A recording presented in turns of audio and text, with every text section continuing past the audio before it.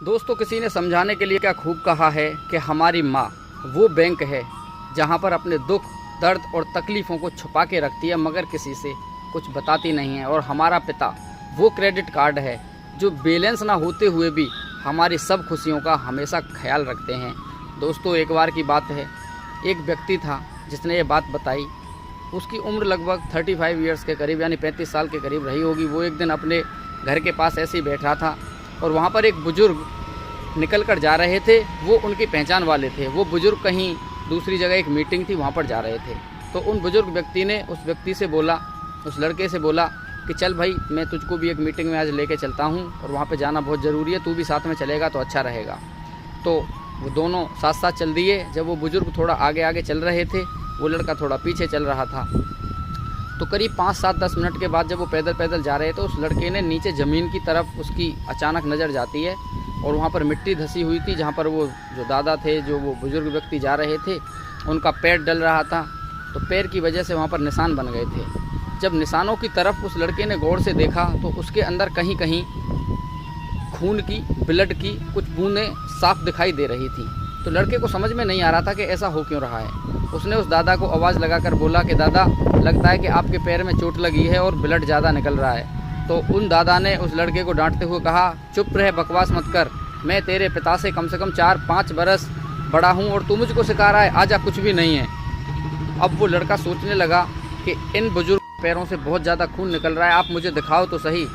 लेकिन उन दादा ने उसको दोबारा से डांटते हुए बोला, कुछ नहीं है, तू बस मेरे साथ चुपचाप चला आ। दोस्तों, वो धीरे धीरे वहाँ जो मीटिंग थी, जो सेमिनार था, जहाँ पे वो सभा होनी थी, वो वहाँ पर पहुँच गए। और उस बुज़ुर्ग व्यक्ति ने उन जूतियों को एक साइड में उतार दिया और उतारने के बाद में वहाँ बैठ गए और गमछे से अपने पैर को छिपा लिया जैसे कुछ है ही नहीं। वो लड़का मीटिंग में तो बैठा रहा, लेकिन उसका दिमाग उस जो बुज़ुर्ग व्यक्ति थे उनके पैरों की तरफ ही था। लेकिन वो बुज़ुर्ग व्यक्ति इतने ज़्यादा सहनशील और इतने ज़्यादा चालाकी से अपने पैरों को छिपा रहे थे कि उस लड़के को भनक नहीं पड़ने दी। जब वो रिटर्न वापस में लौट रहे थे तो उसने फिर बोला कि दादा, तुम मुझे एक बात बताओ, तुम्हारे पैरों में मुझे लग रहा है कि चोट लगी है और तुम्हारी जूतियाँ भी ख़राब हैं। एक जूती तो तुम्हारी इतनी ज़्यादा घिसी हुई है कि उसका पहनने का कोई मतलब ही नहीं है, लेकिन फिर भी आप पहनते हो। तो बुज़ुर्ग व्यक्ति थे वो थोड़ा भावुक हो गए और उस लड़के से बोले कि सुन, अब तू जब ज़्यादा ही जिद कर रहा है तो सुन ले कि ये जो जूतियाँ हैं ना, मैं इन जूतियों को इसलिए पहनता हूँ ताकि मेरे बच्चों के ऊपर कोई उंगली ना उठा सके, मेरे बच्चों को कोई गलत ना कह सके। तो उस लड़के ने पूछा कि इन जूतियों से आपके लड़के का, आपके घर वालों का क्या संपर्क है, क्या मतलब है, उनकी इज्जत पर इससे क्या फ़र्क पड़ता है। तो बुढ़े बाबा बोले कि करीब 3 से 4 साल पहले मेरी पत्नी मर गई, जिससे मैं बहुत प्यार करता था। मुझे आज भी उसकी जो कमी है वो खलती है। जब मैं उसके बारे में बात करता हूँ तो बच्चों को लगता है कि बुढ़ा पागल हो गया है, बुढ़े का दिमाग ख़राब हो गया है, इसलिए ऐसी बहकी बहकी बातें करता है। और एक मेरा लड़का विदेश में रहता है जिसने 3 साल पहले ये मुझे जूतियाँ खरीद कर दी थीं और आज तक मैं इन्हीं जूतियों को पहन रहा हूँ और बच्चों को मुझसे कोई मतलब नहीं है।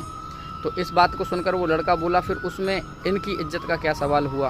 तो वो बोलता है, बुढ़ा जो बुजुर्ग व्यक्ति था वो कहता है कि मेरी तो उम्र अब हो चली, मुझे तो 10 साल 5 साल ही जीना है, लेकिन मेरे लड़के, मेरे बच्चे अभी जवान हैं, उनकी उम्र अभी काफ़ी है, उनको अभी काफ़ी दिनों तक जीना है।